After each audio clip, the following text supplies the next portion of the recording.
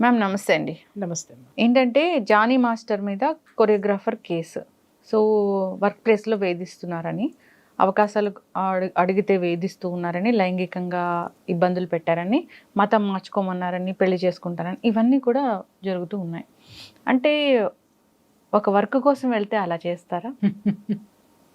బాగా అడిగావమ్మా. ఈ ప్రశ్న నేను చాలామందిని అడిగాను.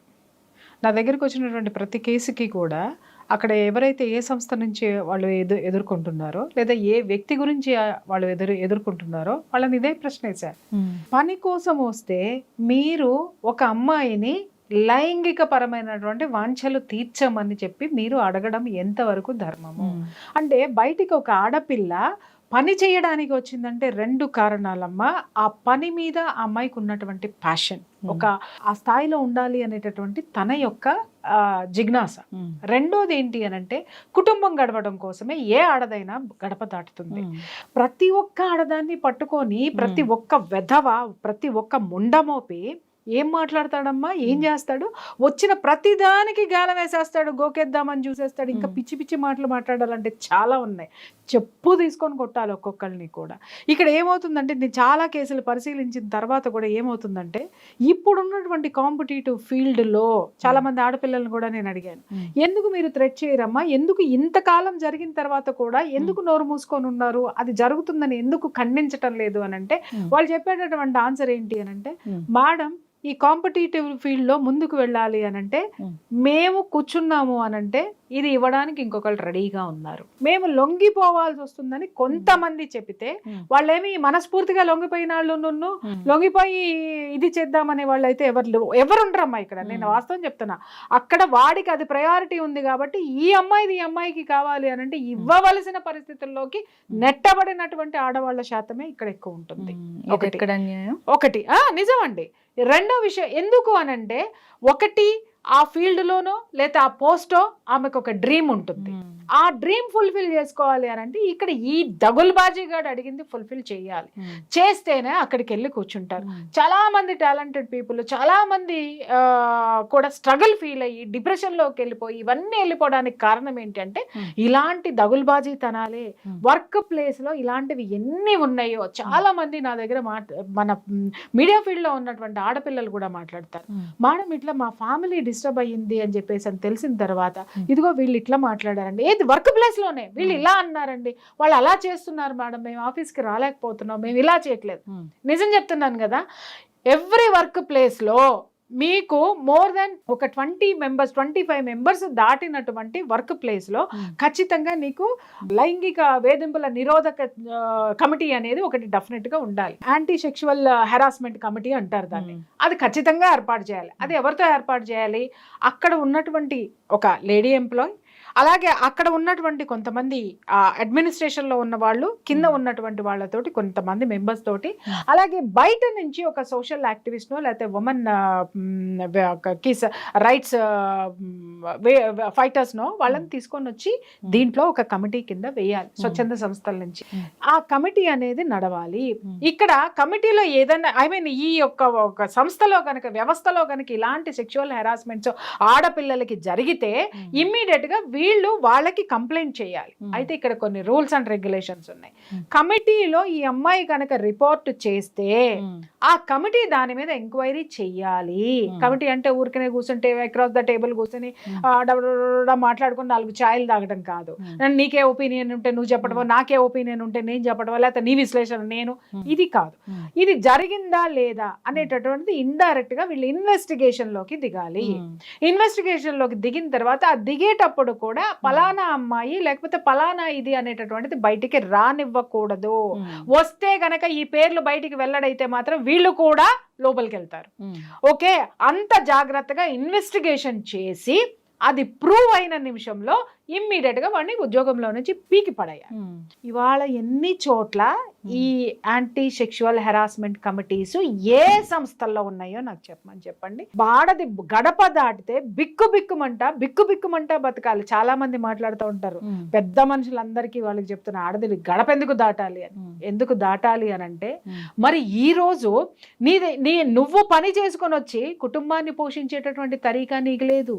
ఎందుకనంటే నీ బామ్మర్ది గారు కారు కొంటే నువ్వు ఇంకొక కారు కొనాలనుకుంటావు, నీ బామ్మర్ది గారు స్కూటర్ కొంటే నీకు కారు కావాలి, లేకపోతే నీ బామ్మర్ది గారు డబుల్ బెడ్రూమ్ ఫ్లాట్లో, నీ బావ డబుల్ బెడ్రూమ్ ఫ్లాట్లో ఉంటే నీ ఆవిడ త్రిబుల్ బెడ్రూమ్ కొనమంటది.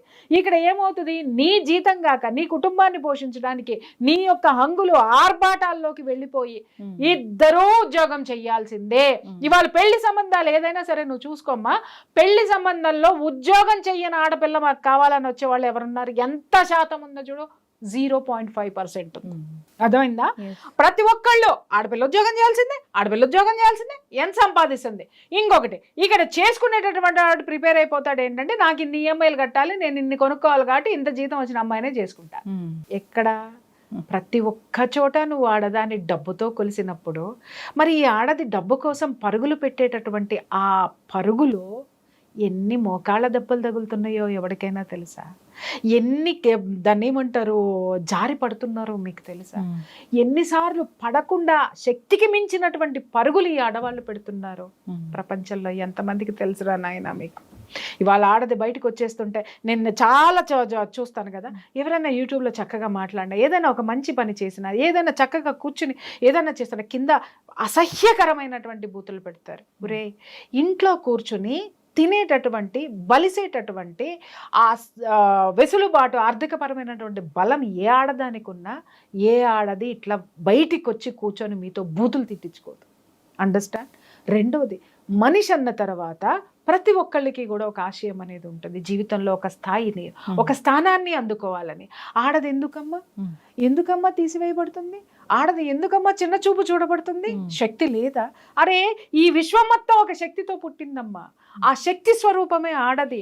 ఆ శక్తిలో ఉన్నటువంటి ఆ దాని నుంచి వచ్చినటువంటి అంశే ఈ ఆడది. వాళ్ళ దగుల్బాజీ పరిస్థితి ఏంటంటే, ఆ శక్తి కూడా ఒక జుగుప్సాకరమైనటువంటి ఒక స్వార్థపరుడికి, ఒక అహంభావికి, ఒక పురుషుడు అనేటటువంటి ఒక దరిద్రానికి లొంగిపోవాల్సి వస్తుంది అని అంటే, ఆడపిల్లలు తమ శక్తిని కోల్పోతున్నారేమో, మర్చిపోతున్నారేమో అనిపిస్తుంది. అవును, ఇక్కడ జనరల్గా చూస్తే నార్మల్గా ఫ్యామిలీ నుంచి వచ్చి అంత గొప్ప డ్యాన్స్ మాస్టర్ అయిన జానీ మాస్టర్నే చూస్తే, నార్మల్ ఫ్యామిలీ నుంచి ఎటువంటి బ్యాక్గ్రౌండ్ లేకుండా వచ్చారు. అలాంటప్పుడు ఈ అమ్మాయి ఎటువంటి బ్యాక్గ్రౌండ్ లేకుండా వచ్చి ఎదగలేరా? ఇలాంటి కమిట్మెంట్స్ అంటే మీకు ఇక్కడ అర్థం కాలేదమ్మా. ఆ అమ్మాయి ఎదిగే ప్రయత్నంలోనే ఇవన్నీ జరిగాయి. జానీ మాస్టర్ ఎలా ఎదిగాడు అనే చరిత్ర, జానీ మాస్టర్ తోటి ఉన్నటువంటి ఫ్రెండ్స్, చిన్నప్పటి నుంచి ఉన్నటువంటి వాళ్ళని అడిగితే వాళ్ళు చెప్తారు ఎన్ని కష్టాలు పడ్డాడో, ఎన్ని ఇది చేశాడో, లేకపోతే ఎవరి కాళ్ళు పట్టుకున్నాడో, లేకపోతే ఎవరి కాలర్ పట్టుకున్నాడు అనేటటువంటిది వాళ్ళు చెప్తారు. ఇక్కడ జానీ మాస్టర్ యొక్క జీవితం అనేది అప్రస్తుతం. ఇక్కడ మనము బయట లైమ్ లైట్ లోకి వచ్చింది ఆ ఆడపిల్ల. ఆ ఆడపిల్ల కూడా ఇలాగే జానీ మాస్టర్ ని ఒక దీని కింద తీసుకొని, ఒక మోడల్ కింద తీసుకొని, నేను కూడా ఈయనలాగా గొప్పదాన్ని అవ్వాలని అతన్ని ఐడియల్ గా తీసుకుందో, లేకపోతే మరి ఇంకెవరినైనా తీసుకొని ఇండస్ట్రీలోకి వచ్చి ఇతని దగ్గర జాయిన్ అయిందో, అది మొత్తానికి జరిగింది. ఆ జరిగినప్పుడు ఆమెకి కూడా అదే కల ఉంది, నేను కూడా ఈ స్థాయి రావాలి. ఇవాళ నేను అడుగుతున్నాను, లేడీ డాన్సర్స్ లేకుండా ఇవాళ మనకి ఇంత గొప్ప ఎంటర్టైన్మెంట్ ఇచ్చేటటువంటి ఫిల్మ్ ఇండస్ట్రీలో ఈ హీరోలు, హీరోయిన్లు, ఈ లేడీ డాన్సర్స్ అనేటటువంటి వాళ్ళు రాకపోతే, వాళ్ళ టాలెంట్ ని ప్రూవ్ చేసుకోలేకపోతే, ఇవాళ మనకి ఇంత అందమైనటువంటి పిక్చర్ మనకి ఎక్కడ వచ్చేదమ్మా? చెప్పండి. దాని వెనుక ఈ ఆడపిల్లలు, లేడీ డాన్సర్స్ కృషి ఎంత ఉంది. ఒకానొక క్షణంలో అయితే నేను 2-3 డాన్స్ మాస్టర్స్ చూశాను. వాళ్ళకి ఉండేటటువంటివి ఆ స్థితిని చూసిన తర్వాత ఐ వాజ్ షాక్.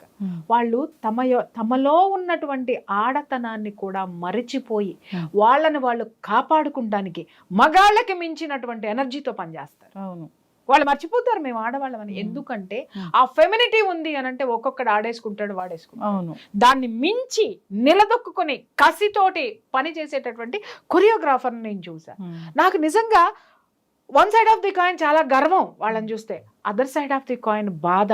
ఎందుకంటే వీళ్ళు తమలో ఉన్నటువంటి ఆ స్త్రీతత్వాన్ని అణిచేసుకొని, ఆ స్థితిని అణిచేసుకొని, ఈ దగుల్బాజీల్ని ఎదుర్కోవడానికి ఇలా మారిపోవాల్సినటువంటి పరిస్థితుల్ని తీసుకొచ్చినటువంటి ఈ దరిద్రుల్ని చెప్పుతో కొట్టాలనిపిస్తుందమ్మా.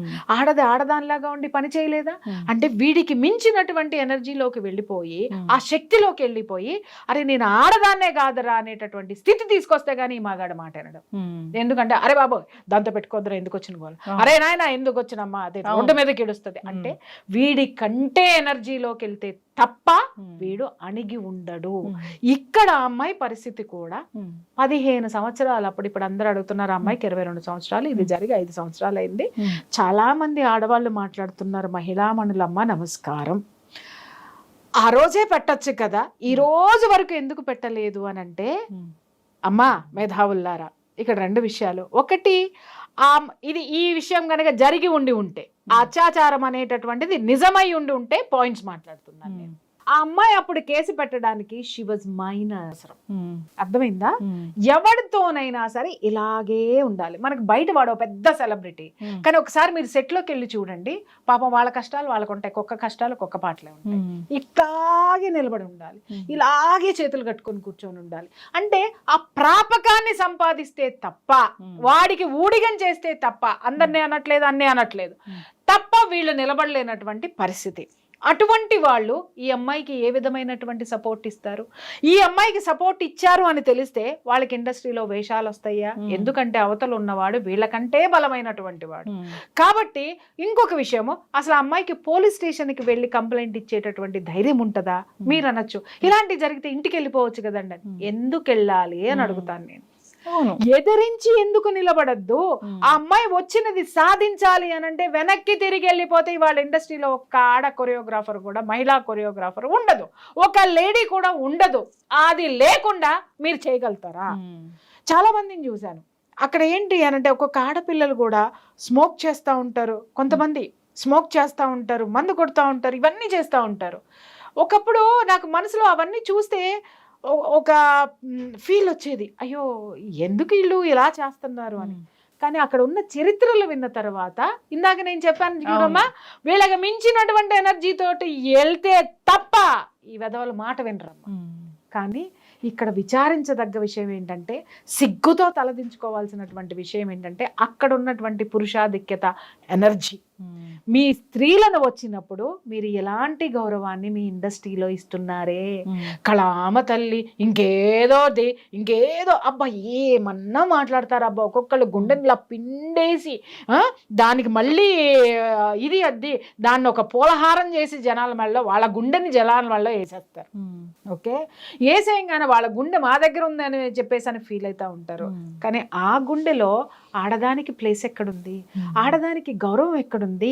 ఎందుకయ్యా మీరు పై మాటలు, గొప్ప గొప్ప మాటలు, డైలాగులు ఎందుకు మాట్లాడుతున్నారు?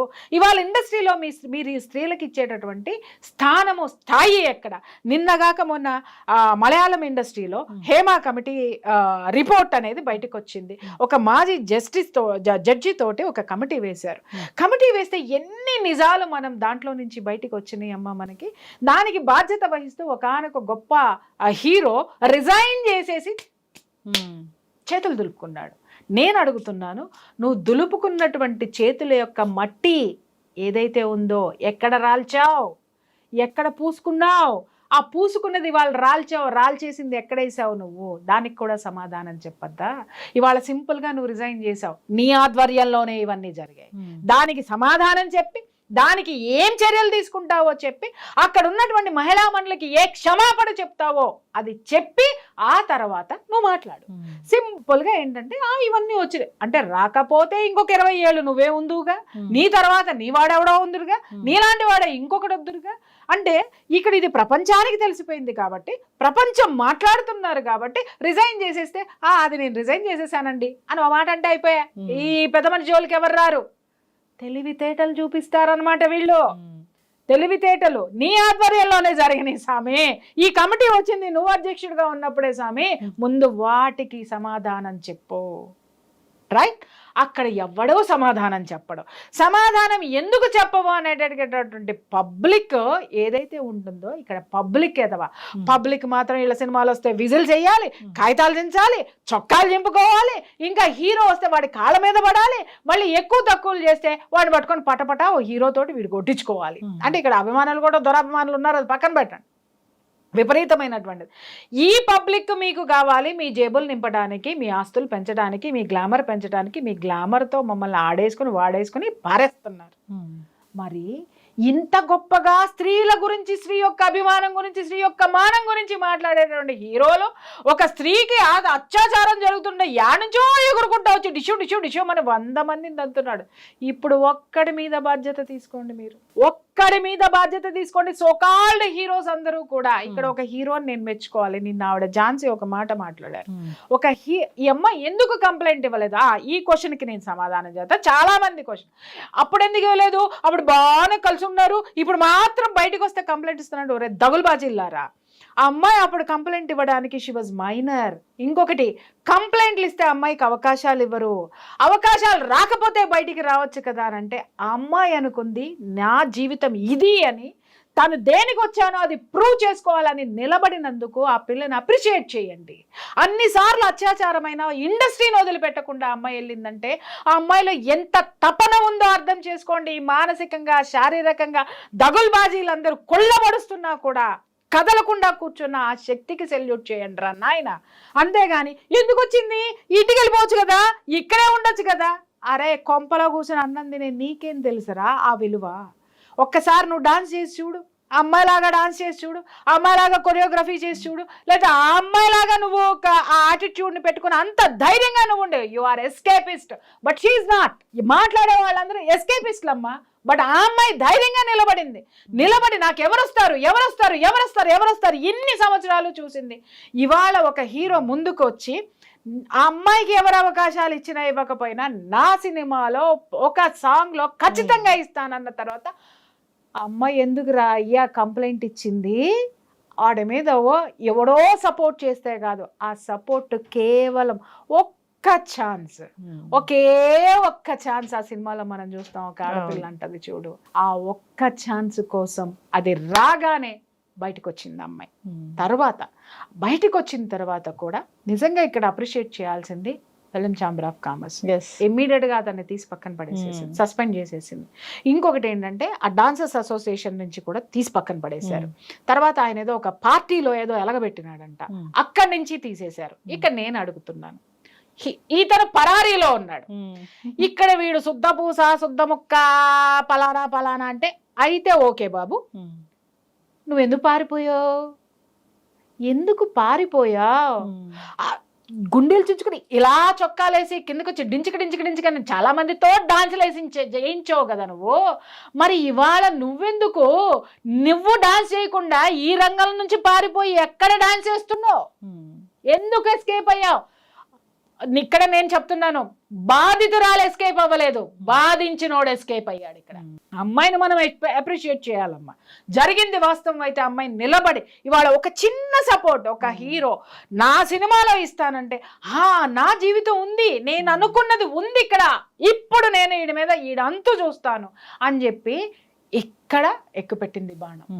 ఇది చూడాలి. 22 సంవత్సరాల పిల్ల 15 ఏళ్ల వయసు నుంచి ఆ హరాస్మెంట్ భరిస్తూ తను అనుకున్న లక్ష్యం చేరడానికి టైం కోసం ఎదురు చూసింది చూసావా? విశ్వం అది తీసుకొచ్చి ఎప్పుడైతే అమ్మాయికి ఇచ్చిందో ఆ అమ్మాయి బయటికి వచ్చింది. చూడమ్మా, నిప్పలేందే పొగరాదు. ఆ అమ్మాయి విషయము నిజం కాకపోతే ఇన్నిటిల్లో నుంచి అతన్ని ఎందుకు తీసేస్తారు? నిన్నగాక మనం ఇంకొక కేసు చూసాం, డ్రగ్స్ కేసు. కార్డు వెనక్కొచ్చింది, వెనక్కొచ్చినాయి, వెనక్కొచ్చినాయి, అన్ని వెనక్కొచ్చినాయి, కానీ ఎఫ్ఐఆర్ కాపీ బయట రాలా. ఇలా బ్లఫ్ చేసేటటువంటి వాళ్ళు మన దగ్గర ఉన్నారు, కానీ ఇలా బాధించినటువంటి వాళ్ళ ఎస్కేపిస్టులు కూడా ఇక్కడే ఉన్నారు. జరుగుతాయి జీవితంలో, పొరపాట్లు జరుగుతాయి, కానీ దౌర్జన్యాలు జరగకూడదు. కానీ ఏమంటారు దాన్ని, బ్లఫ్ జరగకూడదు. నువ్వు వాస్తవాన్ని వాస్తవంగా అంగీకరించు. సాగినంతకాలం నా అంతవాడు లేడందరూ, సాగకపోతే ఇలా పారిపోదురు.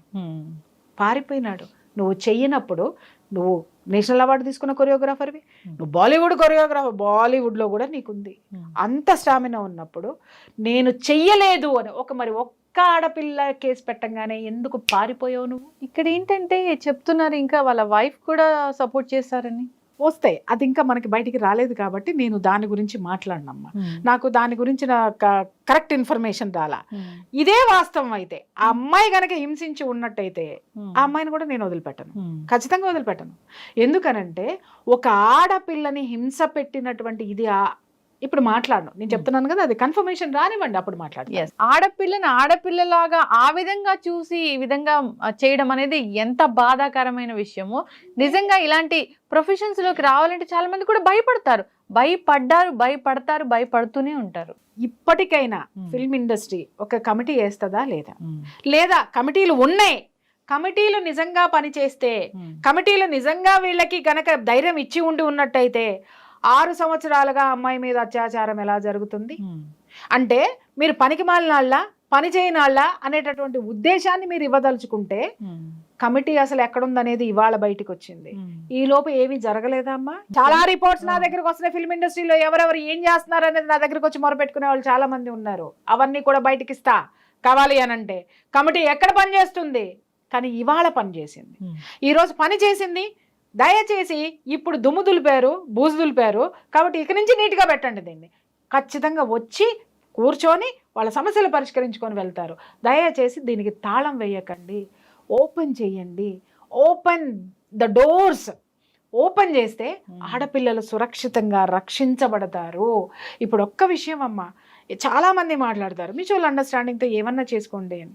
నేను అడుగుతాను, అరే మ్యూచువల్ అండర్స్టాండింగ్ అనే పదం ఇక్కడ ఎందుకు మాట్లాడతారు? దౌర్జన్యాల దగ్గరకు వచ్చినప్పుడు మ్యూచువల్ అండర్స్టాండింగ్ అనే పదాన్ని ఎందుకు తీసుకొస్తారు? దౌర్జన్యంగా మాట్లాడండి. ఇవాళ 25 ఏళ్ళు కాపురం చేసిన భార్య కూడా 25 ఏళ్ల తర్వాత విడాకులకి ఎందుకు వెళ్తుందమ్మా? ఎందుకో చెప్పమంటావా? ఇవాళ మారతాడు, రేపు మారతాడు, పిల్లలు పుడితే మారతాడు, పెళ్ళిళ్ళు అయితే మారతాడు, లేకపోతే మనవరాళ్ళు ఆడు మారడు, మనం మారాల్సిందే. అలాగే మగాడు, ఇలాంటి మగాళ్ళ తత్వాలు మారవమ్మా, మీరు మారాలి, వ్యవస్థలు మారాలి. వ్యవస్థల్లో ఉన్నటువంటి యాంటీ సెక్షువల్ హెరాస్మెంట్ కమిటీస్ పనిచేయాలి, కమిటీస్ నిజాయితీగా పనిచేయాలి. ఇలాంటి వాళ్ళని ఉంటే నిజం చెప్తున్నాను తల్లి, ఆడపిల్లలు చాలా భద్రతగా, చాలా హ్యాపీగా, చాలా వండర్గా పనిచేస్తారు. ఖచ్చితంగా మ్యామ్, చాలా చక్కగా చెప్పారు. సో ధైర్యంగా ముందుకొచ్చి ఒక ప్రాబ్లం గురించి చెప్తే, సో అది ప్రాబ్లం ఏంటి అనేది ఖచ్చితంగా దాన్ని రహస్యంగా ఉంచి దానికోసం ఎంక్వైరీ చేసి బాధితుల్ని కాపాడాలని కోరుకుందాము. సో ఈ కంప్లైంట్ చేస్తే నాకు ఛాన్సులు రాకుండా చేస్తారేమోనన్న భయం ఉంది చూసారా, ఆ పాప భయపడింది, నాకు చాలా బాధేసింది. భయపడే 6 సంవత్సరాలు నరకం అనుభవించింది తల్లి. ఇవాళ ఒక్కళ్ళు ముందుకు వచ్చారు, అమ్మాయి